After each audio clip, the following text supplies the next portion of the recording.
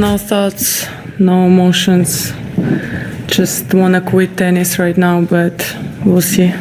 We'll see in a few days. Hopefully I'll get back on track. I guess mentally I got into a very deep, dark hole over there, and I just couldn't get back mentally on track.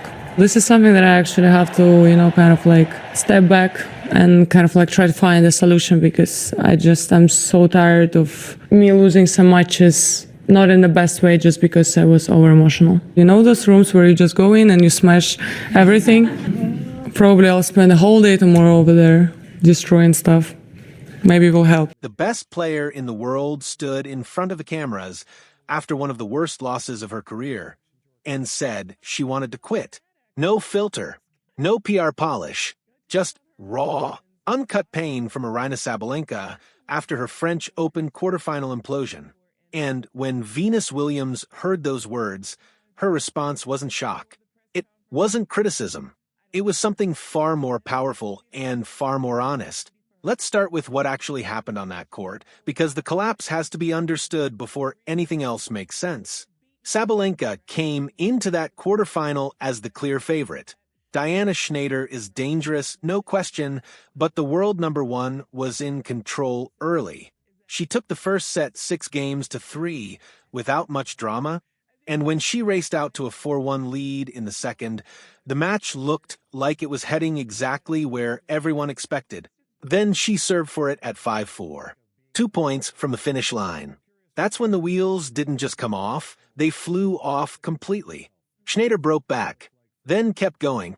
She took the second set 7-5, and what followed in the third set was the kind of scoreline that makes you do a double take.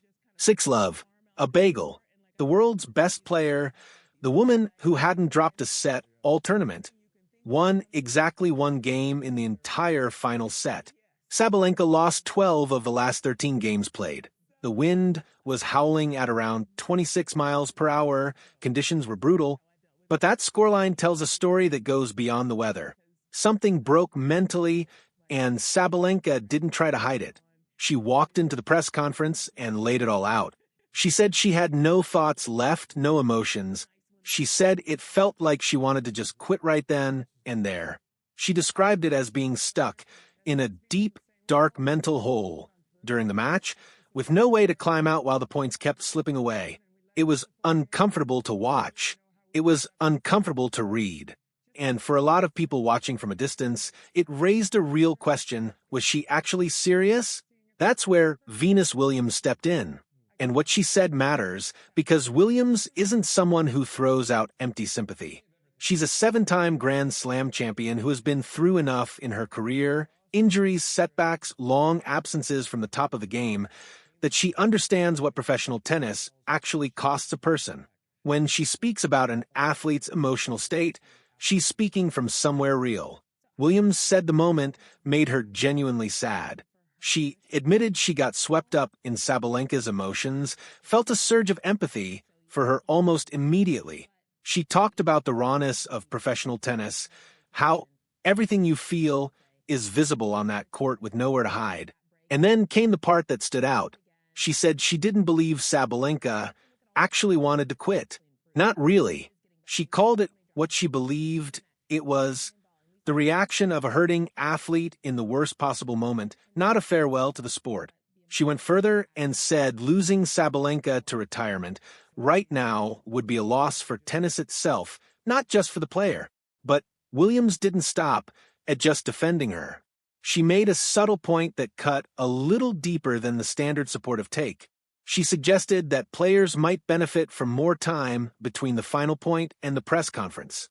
A quiet acknowledgement that the sport routinely puts athletes in front of cameras and microphones before the sting of a painful loss has had even a moment to settle. That's not a small observation. That's a structural critique wrapped in a gentle suggestion, and it came from someone who has sat in that same seat. Now, here's the thing about Sabalenka: she didn't let the narrative die in that press conference room. Within days of the loss, she walked it back, not in a defensive way, not with excuses, but with clarity. She framed it exactly as Williams had read it from the start: heat of the moment honesty, not a genuine plan to walk away. She had also left herself a small door in the original presser, saying she'd see how she felt after a few days and hope to get her head right. That door turned out to be the real answer. And if you look at the pattern with Sabalenka and Roland Garros specifically, something becomes clear. This tournament sits in a category of its own for her. In 2024, she exited in the quarterfinals and didn't even make it to the press conference afterward due to illness. The tour had to release her quotes separately. That's 2 consecutive years where the same stage of the same tournament has pushed her to an edge that no other slam seems to reach. She's made deep runs at Roland Garros. She's one of the best players in the world on clay in certain conditions. But something about this specific title, this specific tournament, hits differently for her. That weight matters because it puts everything she said in Paris into a broader context. This isn't someone casually throwing in the towel after a bad day. This is an athlete carrying the particular pressure of a Grand Slam that has repeatedly denied her. And the quarterfinal wall keeps reappearing at the worst moment. The emotional reaction makes more sense when you understand that history. Venus Williams clearly understood it. She didn't hear a retirement speech. She heard exhaustion from someone who cares deeply and lost in a way that hurt badly. Sabalenka now turns toward the grass season. Wimbledon comes around quickly on the calendar, and the surface change brings a natural psychological reset with it. The French Open loss doesn't have to define what comes next, but how she responds to it will say a lot about where her head actually is. If she performs well on grass, this becomes a chapter in a larger story. If the mental hole she described in Paris follows her onto the next surface, then the questions become louder again.